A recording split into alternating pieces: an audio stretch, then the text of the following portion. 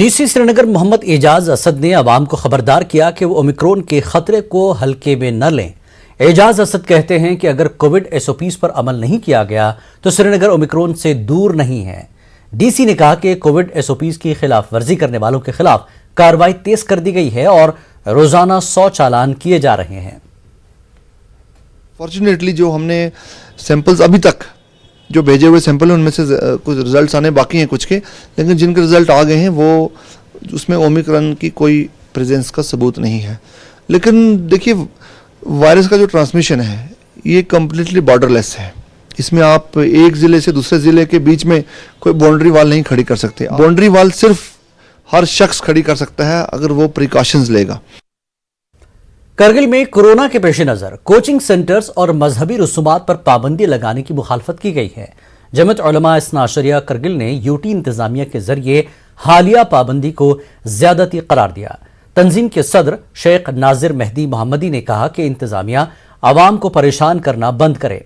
उन्होंने हजरत ज़ोहरा सलामुल्लाह अलैह की मुनासिबत से 7 जनवरी को जुलूस आज़ा निकालने का ऐलान किया है।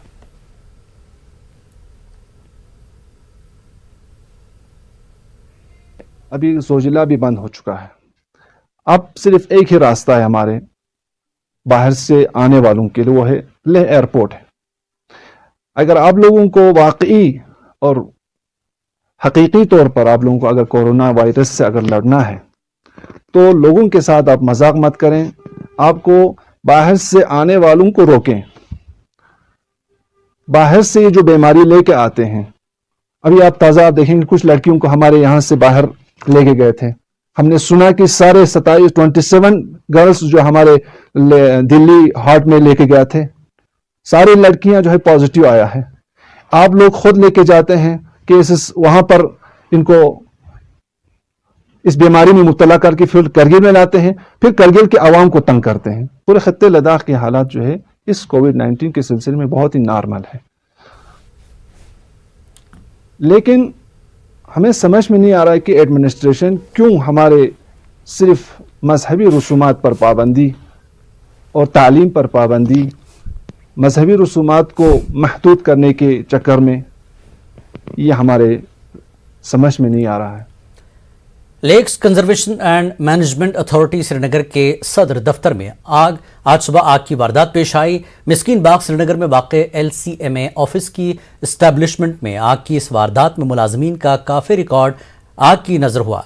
सुबह 5 बजे के करीब एक कमरे से आग नमूदार हुई। फायर सर्विस अमले ने फौरी कार्रवाई की और आग को मजीद फैलने से रोका। मामले की जांच जारी है। इब्तदाई तौर पर बिजली शॉर्ट सर्किट आग की वजह बताई जा रही है। LPG सिलेंडर भी वहां देखे गए।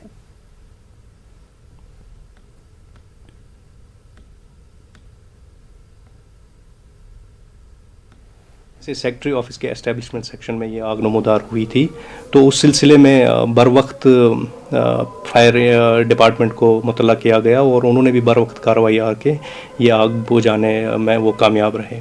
प्राइमा फेसी हमें पता चला है कि कुछ जो रिकॉर्ड्स थे वो पर्टेन करते थे जो हमारे एस्टेब्लिशमेंट में और जो हमारे सर्विस मैटर्स में पर्सनल फाइल्स होती हैं, उस सिलसिले में वो कुछ डैमेज हुए हैं। उसका असेसमेंट अभी किया जा रहा है और पुलिस को भी हमने इन्फॉर्म किया है। मुलाजमिन की ज़्यादातर फाइल थी। कोई पता कि कैसे आग लगी?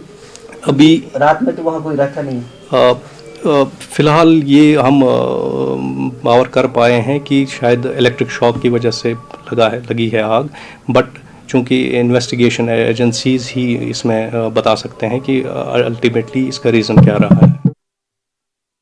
श्रीनगर में तवेरा और सोमो ड्राइवर्स को श्रीनगर से अनंतनाग और दीगर इलाकों में जाने की इजाजत नहीं दी जा रही है। ड्राइवर्स के एक वफ्द ने नेशनल कॉन्फ्रेंस के जनरल सेक्रेटरी अली मोहम्मद सागर से मुलाकात की और इस मसले को हल करने के लिए ताउन तलब किया। ड्राइवर्स का कहना है कि महकमा ट्रैफिक उन्हें डलगेट या लाल चौक से जनूबी कश्मीर जाने की इजाजत नहीं दे रहा है। महकमा ट्रैफिक का कहना है कि वो कोर्ट की हिदायत के मुताबिक काम कर रहे हैं। सारे यहाँ पर तवेरा ड्राइवर है हम दलगेट से निकलते हैं अनंतनाग के लिए सर, हमको चलने नहीं देते सर। सबके पास गाड़ियों का फाइनेंस है, जो भी है घर में फाइनेंस की कमी है। हम रोजगार कमाते हैं, इसमें दिन को 500-600 रुपये कमाते हैं, घर चलाते हैं सर। उस वजह से हम एसपी साहब हमको बोलते हैं यहाँ पर अलाउ नहीं है, आप पांथा चौक जाइए। हम कहाँ से जाइए, हम श्रीनगर सिटी के सारे ड्राइवर हैं। फोन मुताबिक इत पे पकान पको एज इट इज तिथे पे दियो पकन। स्टेप्स उठाना बड़ी अच्छी बात है जो फॉर बेटरमेंट ऑफ आवाम हो, लेकिन जहाँ लोगों को मुश्किलात होंगी, जहाँ लोगों को और इनकन्वीनियंस होगी उसको देखना है। और जो ये बेरोज़गार जवान अब इसमें लगे हैं, काम गाड़ियाँ चला रहे हैं, उनको जो मुश्किलात हैं, उनको जो पाबंदियाँ लगाई गई हैं, उनको उसमें ज़रा कंसिडर मैंने DIG साहब से, SSP साहब से, दूसरे जो अफसर हैं उनसे बात की। मुझे उम्मीद है इंशाअल्लाह रहमान इनका मसला ठीक हो जाएगा। वक्त एक ब्रेक का, ब्रेक के बाद फिर लौटेंगे।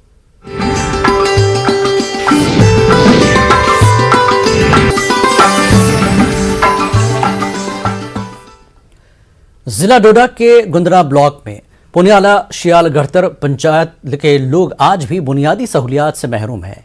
मुनासिब राब्ता सड़क न होने की वजह से यहां मरीजों को चारपाई पर उठाकर ले जाना पड़ता है। लगभग 15 किलोमीटर का फासला पैदल तय करने के बाद लोग रोड तक पहुंचते हैं। इमरजेंसी हालात में मरीज समेत रिश्तेदारों को बेहद जहनी और जिस्मानी परेशानी का सामना करना पड़ता है। आप अंदाजा लगा सकते हैं कि मरीज को चारपाई पर उठाकर 15 किलोमीटर का फासला पैदल तय करना कितनी मशक्कतों भरा काम है। DDC councillor advocate Asim Hashmi ने न्यूज़ 18 उर्दू को बताया कि सड़क के लिए उन्होंने तजवीज़ भेजी है।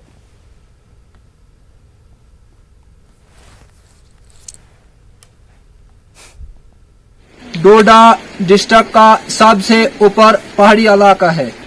यहाँ रोड न होने की वजह से जो लोगों में मुश्किलात पेश आ रही है, जबकि शाम को पुनियाला में एक पेशेंट इतना बीमार हुआ कि सीरियस हो गया, जिसको उठाने के लिए कोई बंदोबस्त नहीं था। कल भी मैं टीवी पे आप ही के चैनल ने एक खबर चलाई थी देसा साइड की, जहाँ पे 15-20 किलोमीटर लोग चारपाई पे एक पेशेंट को उन्होंने लाया था और बर्फबारी में वो चल रहे थे, जहाँ पे सड़क नहीं है, जहाँ पे कुछ नहीं है। उसके बाद मैं रात की बात आपको कहूँगा कि हमारे यहाँ पे एक बलागुन्ना में एक इलाका आता है पुनियाला जिसको कहते हैं, वहाँ से भी लोगों ने कोई 15-20 किलोमीटर उस पेशेंट को चारपाई पे ला के डोडा के जिला अस्पताल में मुंतकिल किया। कुपवाड़ा जिले में 3 रोज से बर्फबारी का सिलसिला जारी है। इसके नतीजे में बालाई इलाकों का राब्ता जिला सदर मकाम से मुनक़ता हो गया है। करना, केरन, मचल, जमागुंड, मंडमल समेत दर्जनों इलाकों के रास्ते बंद पड़े हैं। जिले के कई इलाकों में बिजली सप्लाई मुतासर है। अगरचे इंतजामिया ने मैदानी इलाकों में सड़कों को काबिल आमद रफ्त बनाया है, ताहम लोग मुतालबा कर रहे हैं कि बालाई इलाकों की सड़कों पर भी बर्फ हटाई जाए। केरन और जुमागुंड के बालाई इलाकों के लोगों ने न्यूज़ 18 को बताया कि उन्हें काफी मुश्किलात का सामना है। मेन रोड से तो बर्फ उठाएगा, मैं लिंक रोड से बर्फ नहीं उठाएगा लोलाब में। अच्छा, लिंक रोड सब बंद है।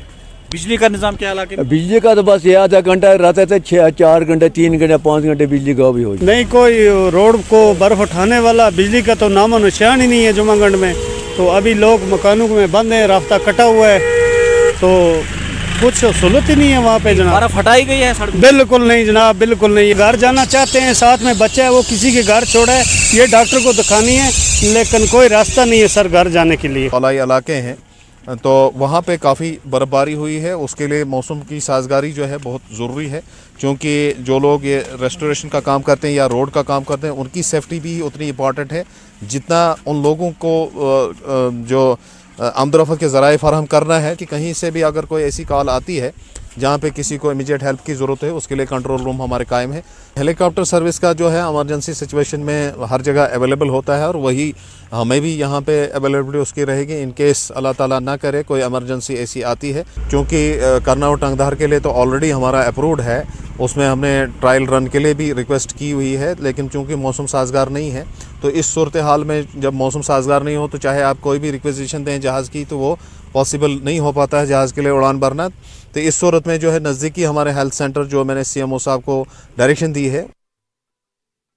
पुलवामा के मैदानी इलाकों में हल्की बर्फबारी हुई है। बालाई इलाकों में 1 फुट से ज्यादा बर्फ रिकॉर्ड की गई है। संगरोनी और मुल्का बालाई इलाकों में रात के दौरान ही सड़कों से बर्फ हटाने का काम किया गया। मैकेनिकल डिपार्टमेंट और R&B की जानिब से ये काम किया गया। जिले में मैकेनिकल डिपार्टमेंट ने 3 कंट्रोल रूम कायम किए हैं। अक्सर बालाई इलाकों में सड़कों से बर्फ हटाने का काम मुकम्मल किया गया है।